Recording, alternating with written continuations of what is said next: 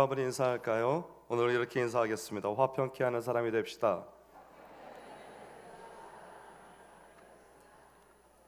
네, 여러분 한 해를 잘 마무리하시고 이제 오늘 말씀을 용서와 화해가 주제인데요. 이 말씀을 함께 나누면서 우리의 삶이 다시 한번 하나님 앞에 새롭게 되는 시간이 되기를 소망합니다.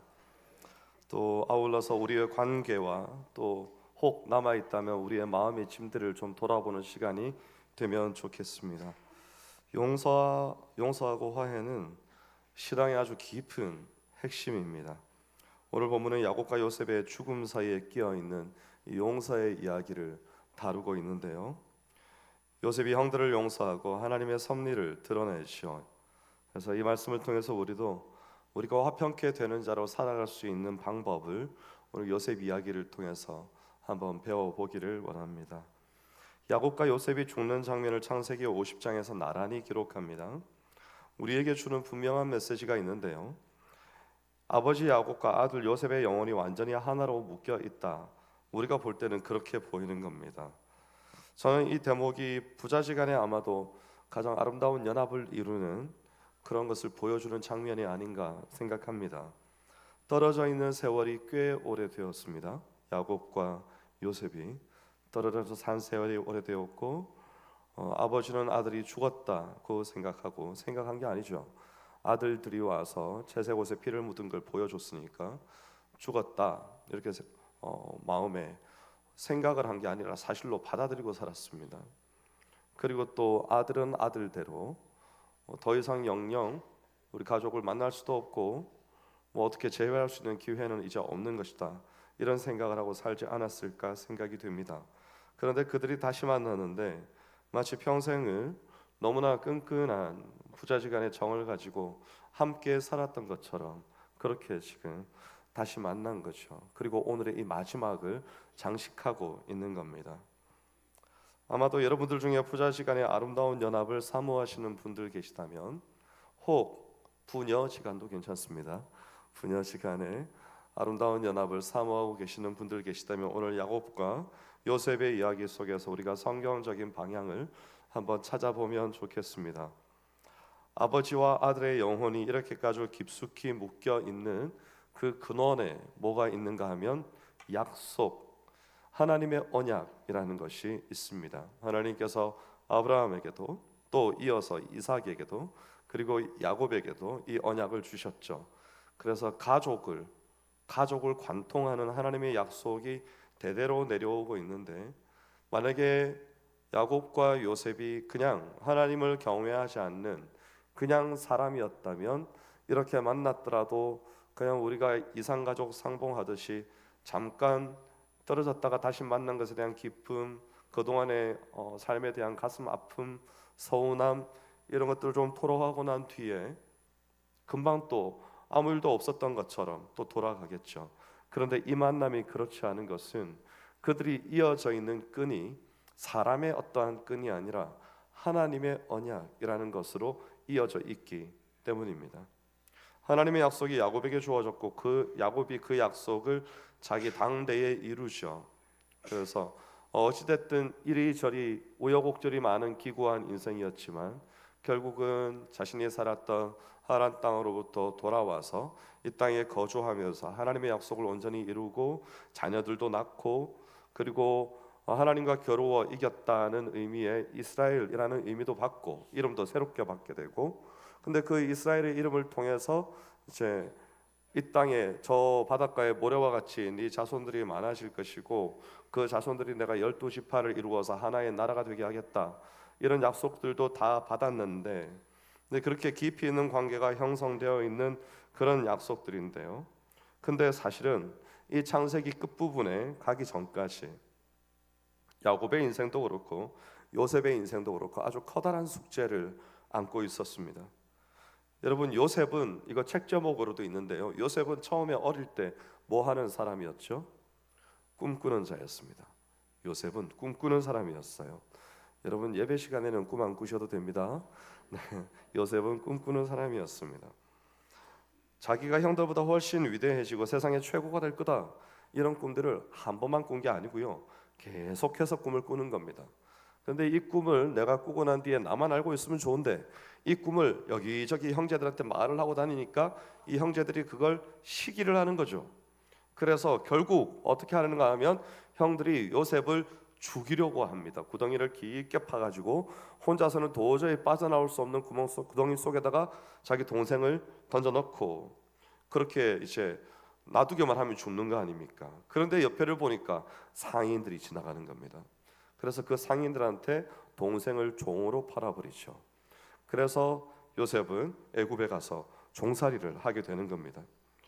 그 요셉의 인생 가운데서도 요셉은 마지막까지 아주 큰 숙제를 안고 있었는데 그게 뭔가 하면 어떻게 해야 그 형들과 생긴 이 마음의 갈등을 풀 수 있을까? 이런 고민이 우리가 읽는 성경 48장, 49장, 50장 계속해서 나옵니다. 요셉의 고민이죠. 사실 야곱은 애굽에 내려가기 전까지요, 그의 아들들로부터 소식을 전해 듣기 전까지는 딱 완전히 요셉이 죽은 줄로만 알고 있었습니다. 근데 요셉이 살아있다는 사실을 듣고 내려가지 않습니까? 근데 이 요셉과 관련된 일들이 만약에 우리가 그런 일들을 겪는다면 어떨까요? 이게 내내 마음의 아픔이요, 해결할 수 없는, 우리가 기도하면서 하나님 앞에 영적인 해결이 있었을 수 있지만 사람으로서는 마음에 내내 내가 그렇게 사랑했던 채색 옷을 지어 입혔다 하지 않았습니까? 아무 형제들에게도 해주지 않은 옷인데 요셉한테만 지어 입혔습니다. 그렇게 지극히 사랑했던 아들이었죠. 근데 그 아들이 그렇게 죽었는데 내가 잘 돌보지 못해서, 내가 잘 챙기지 못해서 그렇게 되었다, 이런 생각을 하고 평생을 어두운 그늘 속에 살지 않았을까? 이제 우리는 이야기의 전모를 모두 다 아니까 이런 야곱과 요셉의 이야기를 읽어도 아무렇지도 않죠. 그 당시에 야곱의 심정을 봤을 때는 충분히 그랬으리라 생각합니다. 분명히 12아들이 있어야 되고 자기 이름이 야곱에서 이스라엘로 바뀌었기 때문에 12지파가 있어야 되고, 근데 12지파는 없고 요셉이 빠졌고 그의 인생의 마지막까지 시리에 찬 인생을 보내던 중, 근데 그에게 요셉이 노예로 팔려간 뒤에 그 사실은 까맣게 모르고 있고 다시 만날 기약도 없고 아마도 시름시름 앓다가 서서히 죽어가고 있지 않았을까. 이미 나이가 꽤 들었었기 때문에 그런 생각도 해봅니다. 멀쩡하게 건강하게 아무 일 없었다는 듯이 살지는 못했겠죠. 근데 요셉이 노예로 팔려간 뒤에 애굽에서 아주 모진 고난을 겪습니다. 완전히 이건 또 다른 장소에서 일어나는 이야기죠. 동일한 시기에 보디발의 집에서 성실히 일했습니다. 근데 억울한 누명을 쓰고 감옥에 들어가죠. 아주 고통스러운 시간을 보냅니다. 근데 정말 놀라운 것은요, 요셉의 삶이 끊임없는 시련 속에 있었음에도 불구하고 요셉은 계속해서 하나님의 은혜를 붙들면서 성장하는 과정을 지냈다는 겁니다. 저는 이 장면이 너무나 놀랍습니다. 여러분, 아무도 요셉의 곁에서 너 인생이 힘들지라도 절대 하나님을 놓으면 안 돼, 힘을 내야 돼, 열심히 기도하고 말씀을 가까이 하고, 이런 얘기를 아무도 안 해줬단 말입니다. 지금 혼자 종살이 하고 있다고요. 근데 요셉은 어떻게 이런 신앙을 가지고 버텨낼 수 있었을까요? 제가 이 본문을 읽다가 문득 우리 모두가 다 아는 한 단어가 떠올랐습니다. 뭘까요? 어머니가 떠올랐습니다. 아마도 아버지들 실망하지 않으셔도 됩니다. 아버지와 어머니의 합작품이죠. 그들에게, 요셉에게 이런 환난 가운데서 변함없이 하나님을 경외하며 살아가도록 용기와 힘과 지혜를 준 이들이 있었을 것이다. 그렇게 교육한 사람이 분명히 있었을 거라고요. 그렇게 하지 않았다면 종살이에 가서 진작에 맞아 죽든지 시리에 빠져서 인생을 저버리든지 뭔 수가 났겠죠. 근데 그렇게 하지 않습니다. 하나님의 섭리를 떨어져 지낸 시간 동안 두 사람이 각자의 자리에서 하나님을 신뢰하면서 하나님의 섭리가 이루어지기를 잠잠히 기다린 겁니다. 이 두 사람의 이야기가 우리가 우리의 인생의 어려움 속에서도 하나님의 계획을 변함없이 신뢰해야 됨을 오늘 우리에게 알려주는 것이죠.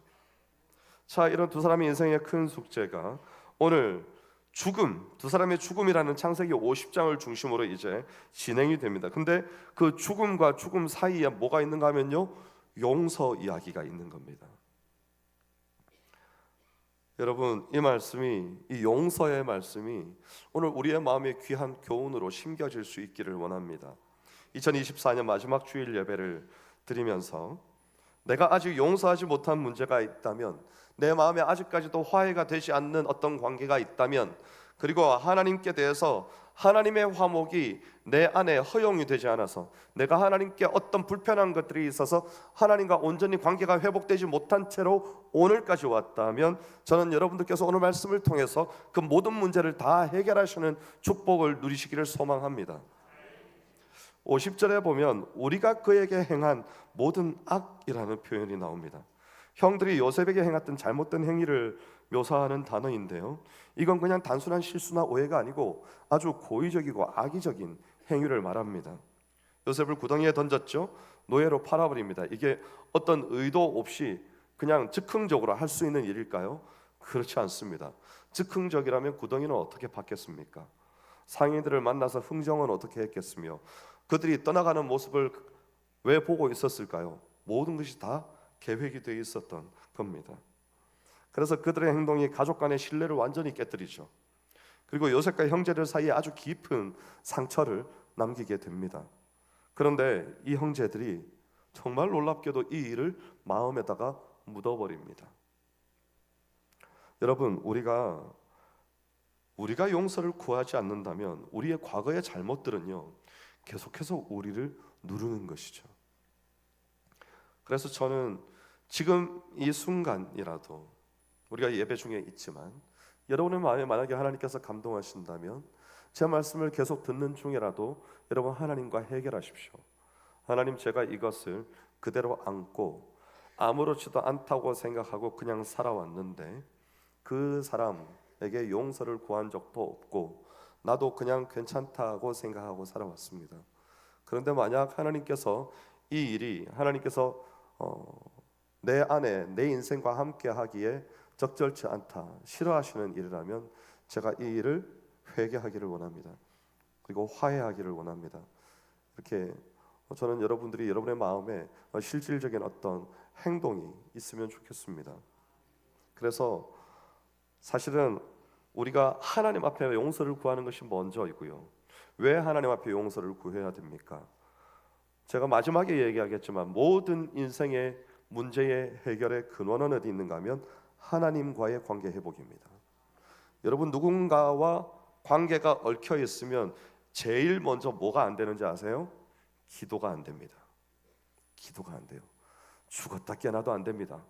가슴이 답답하고 뭘 하려고 해도 뭔가 말도 잘 되지 않고 기쁨도 없고 나는 아무것도 아니라고 생각했는데 이게 꽉 뭉쳐 있는 겁니다.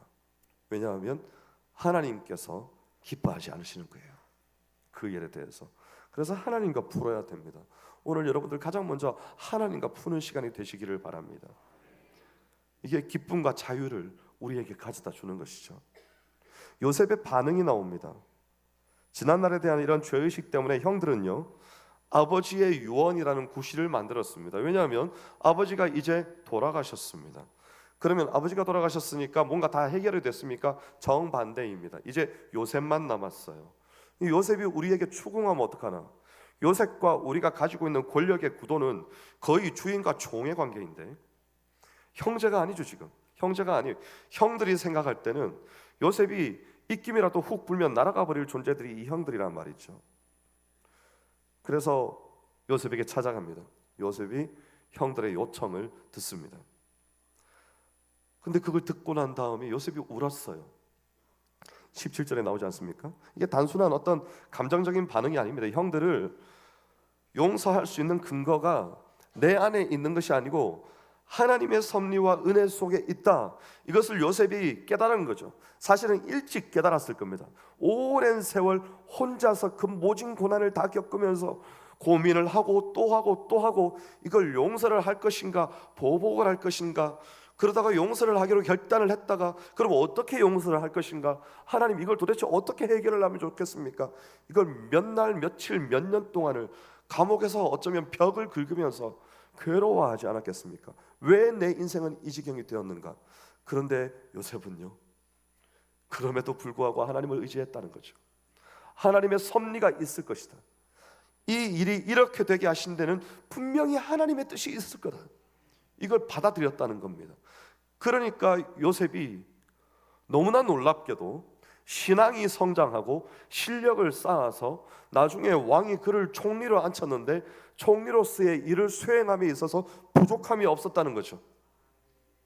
그러니까 그의 인생을 하나님께서 그렇게 이끄신 게 아니라면 이거는 설명이 되지를 않는 겁니다. 자, 여기에 용서라는 말이 나왔습니다. 형들을 용서한다. 용서라는 말이 나왔는데 이 용서가 어떤 짐을 들어 올리거나 죄의 무게를 제하거나 이런 뜻이 여기 포함되어 있습니다.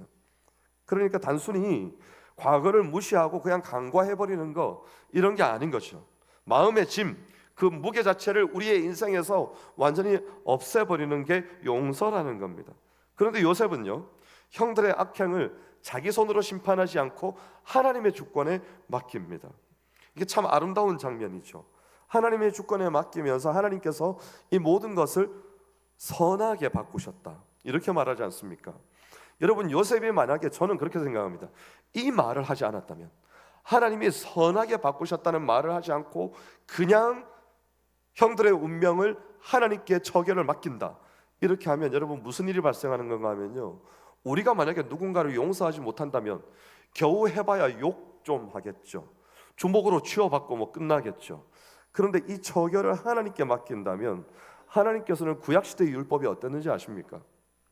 그런 율법들이 요즘 보면 그 잔재들이 저쪽 이슬람 쪽으로 좀 내려오고 있습니다. 눈에는 눈, 이에는 이. 손이 도둑질을 하면 손을 어떻게 해요? 잘라버립니다. 눈이 잘못하면 눈을 빼버리라 그랬습니다. 그렇게 살았다고요. 근데 하나님께 처분을 맡겨요? 하나님이 어떻게 하시겠습니까?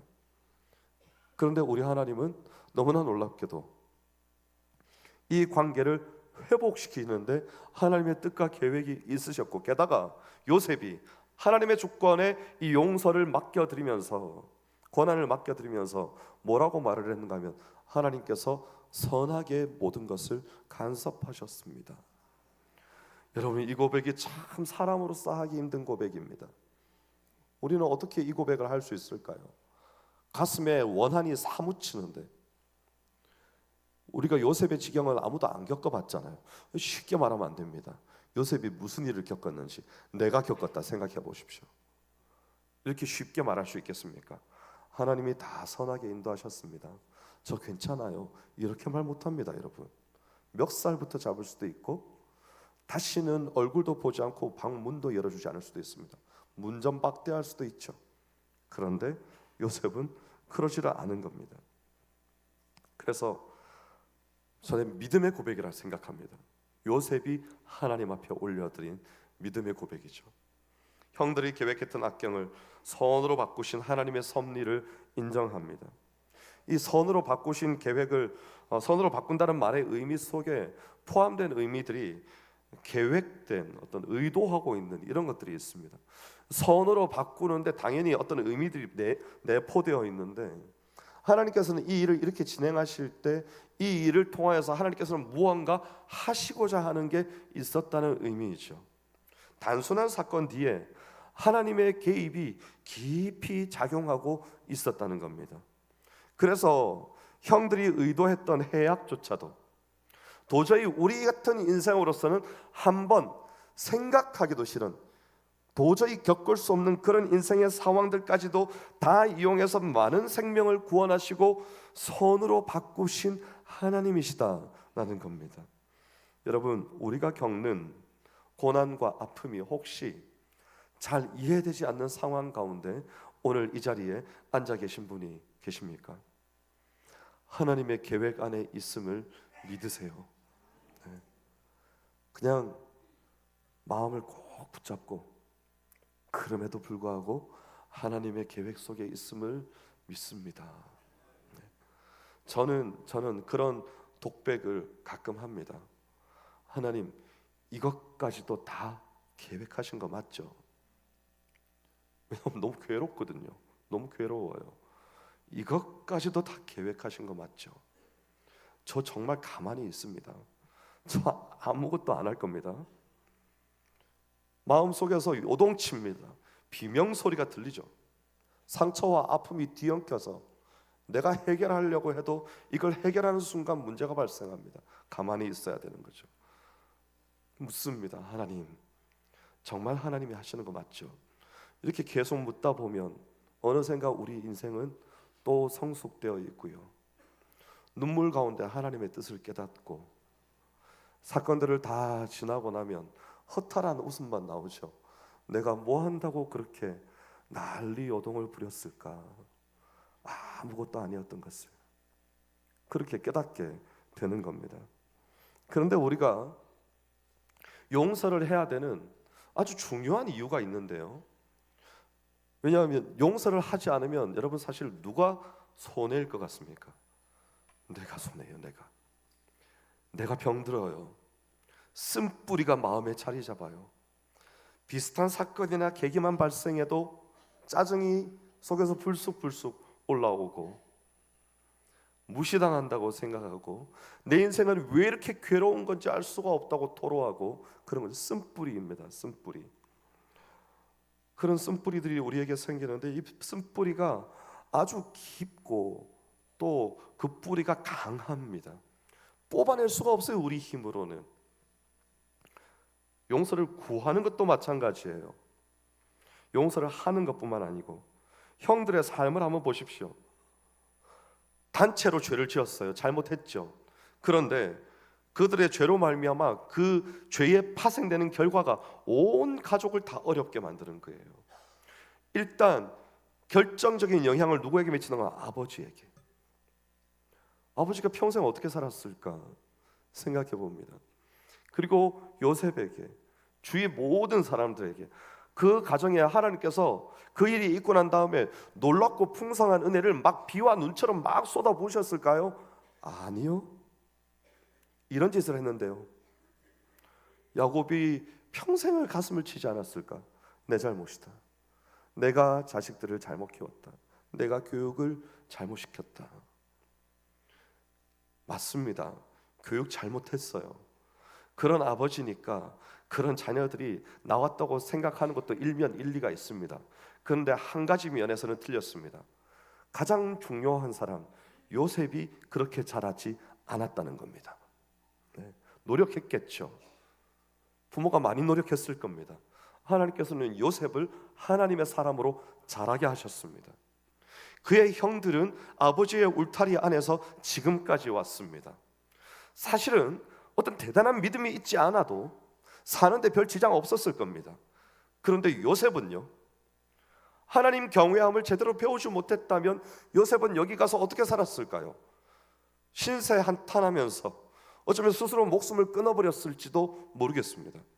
살아남을 수나 있었겠습니까? 몸이 강했겠어요? 그런 거 아니죠.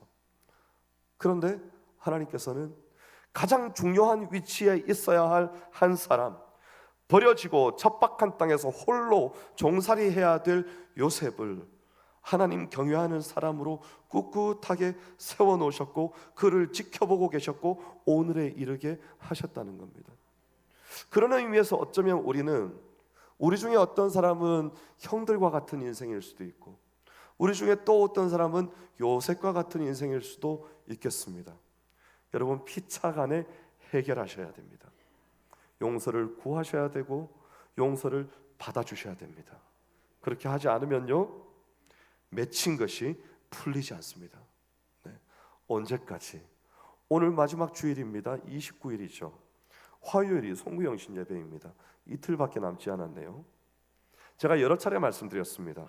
혹시 관계가 소원해진 가족, 마음의 앙금이 있어서 연락이 두절된 형제들, 친척들, 친구들 있습니까? 얼마나 좋습니까? 연하장 보내십시오. 새해가 왔는데 어떻게 잘 지내시는지 궁금합니다.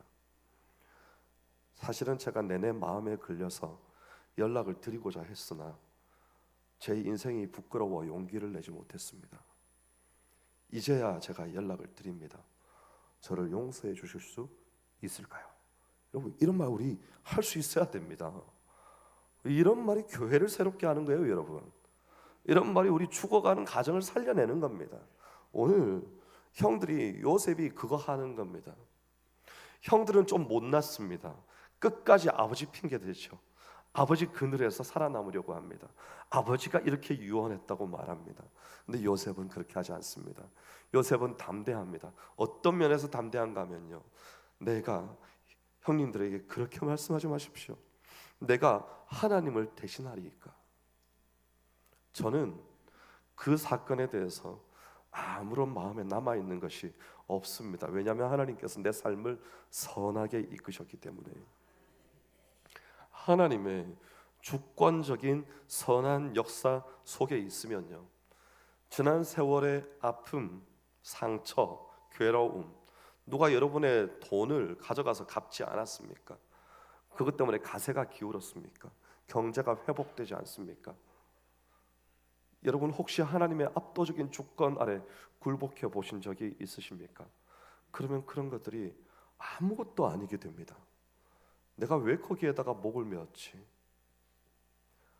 하나님께서 은혜를 이렇게 부어주시니까 그때 그게 아무것도 아닌데 내가 왜 그것 가지고 그렇게 죽고 못 살았을까? 이런 생각들을 하게 되는 것이죠.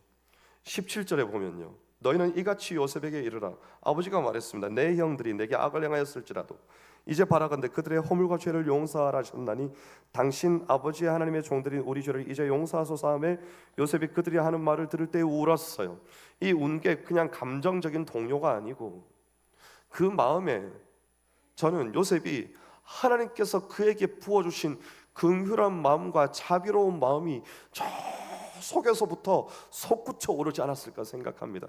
그걸 어떻게 알 수 있는가 하면 19절에 그게 나타나거든요. 거기서 알 수 있습니다. 19절 여러분 한번 읽어보겠습니다. 요셉이 그들에게 이르되, 바로 대답하는 거예요. 요셉은 준비가 되어 있었습니다. 그런데 사실은 저는 요셉이 대단한 게 묻지 않았어요. 마치 우리 주님이 갈릴리 바닷가에서 베드로에게 너 왜 그랬어? 이렇게 물으면 베드로가 대성통곡을 하고 바닥에 주저앉아서 땅을 쳐야 되지 않았겠습니까? 요셉이 묻지 않아요. 형들 도대체 왜 그랬던 겁니까? 묻지 않아요. 너무나 놀라운 말을 하죠. 내가 하나님을 대신하리이까 두려워하지 마십시오. 여러분, 얼마나 위대한 고백입니까? 오늘 우리의 이 2024년 마지막 예배에 이 고백이 있으면 좋겠습니다. 두려워하지 마십시오. 내가 하나님을 대신하겠습니까? 하나님께서 내 인생의 모든 아픔들을 다 선하게 바꾸셨습니다. 이렇게 고백할 수 있다면 여러분, 우리 주님 앞에 영광스럽게 설 수 있지 않을까요? 하나님께서 오늘 우리에게 바라시는 모습인 겁니다.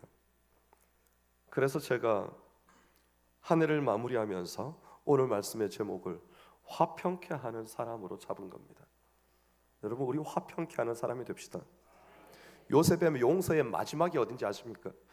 이게 완전히 정점을 찍습니다. 내가 당신들과 당신들의 자녀들을 기르리이다. 여러분, 이건요 용서의 단계를 완전히 뛰어넘었습니다. 너무너무 사랑스러운 거 아닙니까? 지금 뭔가를 해주고 더 해주어도 아깝지 않은 사람들에게나 이렇게 하는 거 아닙니까? 그런데 요셉이 그렇게 하겠다는 거죠. 그렇게. 여러분, 용서가 있어야 자유가 있고요, 해방이 있습니다. 우리 인생의 참된 해방과 자유를 맛보고 싶으시면 여러분, 오늘부터 당장 정리하고 용서하는 삶을 사셔야 됩니다.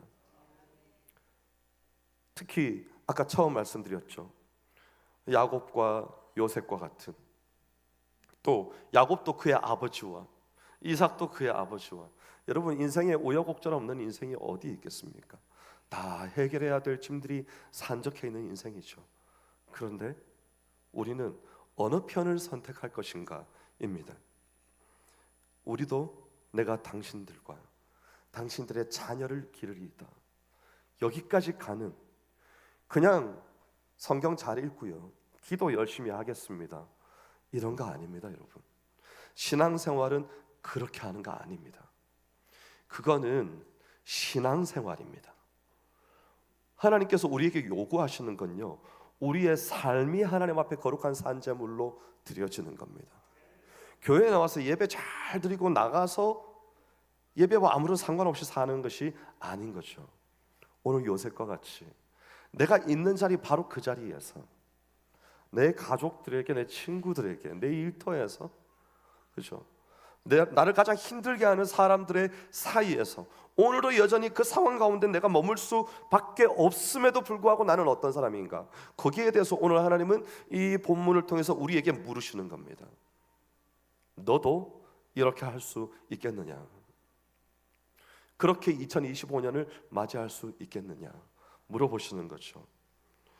그래서 저는 여러분이 우리 마태복음 5장에 나오는 말씀을 마음에 새기기를 원합니다. 어디 말할지 아시겠죠?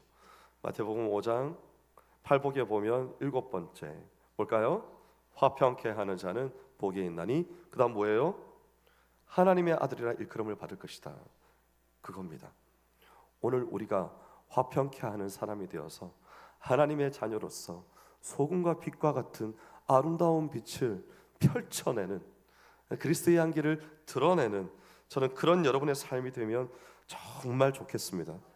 그래서 이제 우리가 적용해야 될 세 가지를 간단하게 여러분에게 말씀드리고 말씀을 마치고자 합니다. 적으셔도 좋습니다. 먼저 하나님과 화평을 이루십시오. 하나님께 나가서 죄를 고백하시고요, 용서를 구하십시오. 용서하지 않은 나 자신에 대한 용서를 구하시고, 용서를 받아주지 않은 나 자신에 대한 용서를 구하시고, 다 용서를 구하십시오. 가장 먼저는 하나님과의 관계 회복입니다. 근데 여기서 끝나버리면 안 돼요, 여러분. 여기서 끝나면 그렇게 영화를 하나 만들었습니다. 누가? 미량. 하나님이 나를 용서하셨어요, 이러고 끝내버렸습니다. 내가 사형수인데. 그러면 안 돼요. 두 번째 뭘 해야 되는가 하면요, 다른 사람들과 화평을 이루십시오. 이거는 구하는 거 아닙니다, 여러분. 기도하는 거 아니에요. 하는 겁니다. 찾아가는 거예요. 하나님께 용서를 구하면 하나님이 뭘 주시는가 하면 우리를 회복시키셔서 용기를 주십니다. 그 용기를 가지고 찾아가고 전화기를 드는 거예요. 그러면 이제 우리는 상대방을 용서하고 베풀고 자유를 줄 수 있는 겁니다. 사실은 그게 나를 위한 겁니다. 세 번째는요, 화평의 사명을 감당하십시오. 25일이 며칠 전에 지났습니다. 하나님의 아들 독생자 예수 그리스도께서 이 땅에 오셔서 하나님과 세상 사이에 죄로 인해 일그러져 있고 단절되어 있는 하나님과 세상 사이의 화평을 이루셨습니다. 이제 오늘 우리에게 그 사명을 주십니다. 우리의 가정과 하나님 사이가 일그러져 있다면, 나와 하나님 사이가, 우리 교회와 하나님 사이가, 우리 공동체 내에서 누군가와의 관계들이 얽혀 있다면, 여러분, 용서와 화해를 통해서 하나님의 은혜를 나타내시기 바랍니다. 그게 오늘 한 해를 마무리하면서 하나님께서 우리에게 주시는 세 가지 마음입니다. 이것을 우리의 마음에 새기고 우리의 한 해를 잘 마무리하시고 2025년도에는 하나님이 친히 세워가시는, 정말 그리스도의 몸으로 아름답게 세워져 나가는 여러분의 가정과 우리의 교회가 될 수 있기를 주의 이름으로 축원합니다. 기도하겠습니다. 하나님 감사합니다. 우리의 고난과 상처 속에서도 주께서 우리를 붙들어 주심으로 우리가 하나님의 섭리를 신뢰하며 오늘에 이르게 하시니 감사합니다.